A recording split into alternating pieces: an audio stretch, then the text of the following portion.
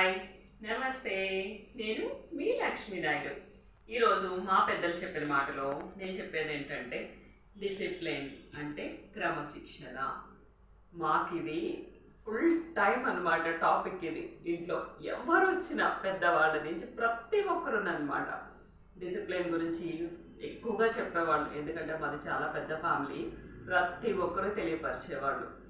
ముఖ్యంగా డిసిప్లిన్ అన్నది మనం ఒక గోల్ పెట్టుకున్న తర్వాత డిసిప్లిన్ ఈజ్ మోర్ ఇంపార్టెంట్ అనమాట. ఆ డిసిప్లిన్ ప్రకారము పద్ధతిగా అనుకున్న గోల్ రీచ్ అయ్యేంత వరకు దానిపైన టైం స్పెండ్ చేయాలి, కష్టపడాలి.